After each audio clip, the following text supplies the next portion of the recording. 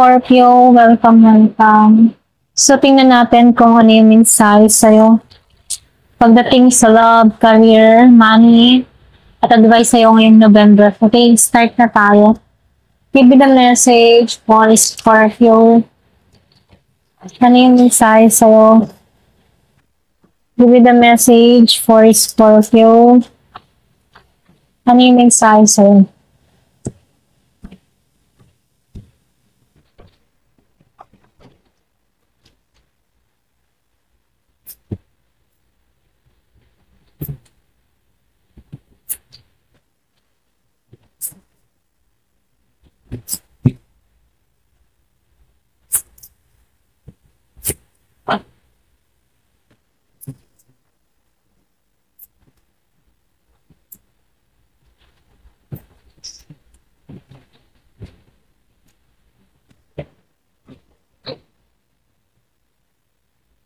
So, dito, Scorpio, no, dahil nakita ko dito yung Death reverse, then sinabayan siya ng the Lovers upright and the Ten of Pentacles reverse.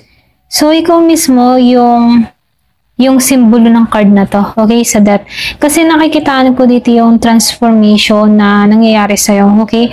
So, dito, nakikitaan ko dito na isang yugto ng buhay mo, yung tuluyang nagsara. Okay? So, yung may panibagong, ito yung time ng panibagong ikaw, na para bang ni-revert, ganun. So, para bang bagong mindset, bagong emotional depth, okay? Pero may halong lungkot sa pagbitaw, ganun.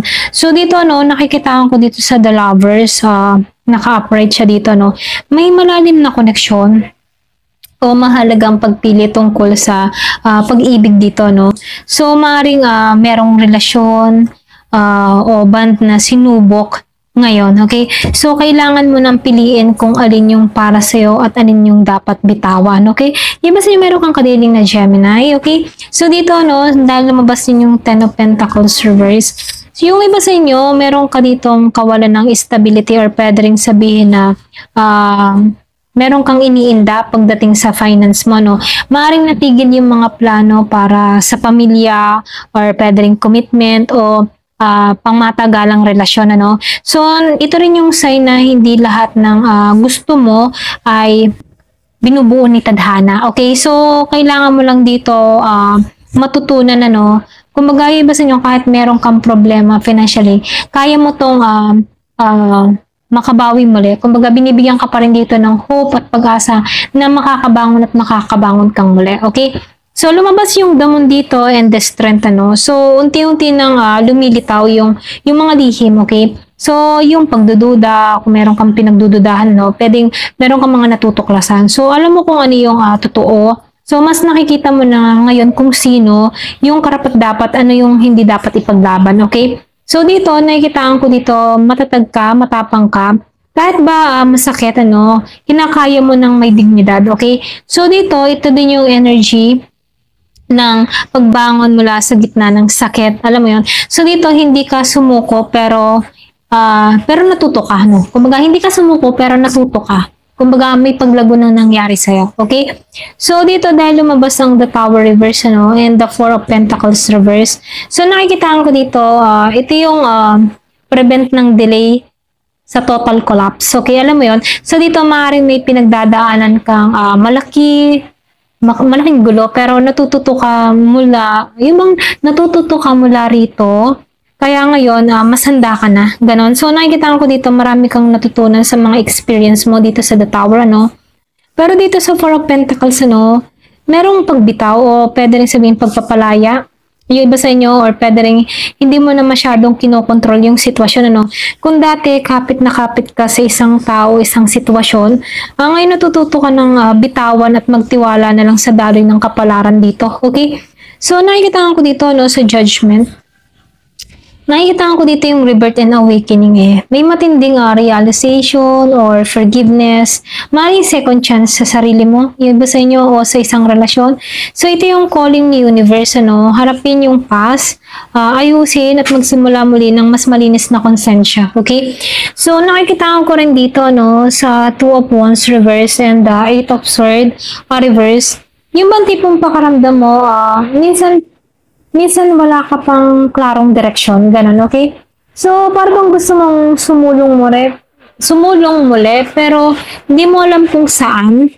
Ganon. So, dito, mayroong paalala. Huwag kang magmadali, I-ground mo muna yung sarili mo bago kang gumawa ng malaking desisyon, okay? So, dito, lumabas yung Six of Sword reverse, May parte pa rin na nahihirapan kang mag-move on, okay? So, maaaring may unfinished emotion or connection na patuloy mong iniisip. So, pero yung good news dito, alam mo na ngayon na kailangan mo talagang bitawan ito para gumaan yung pakaramdam mo rito, okay?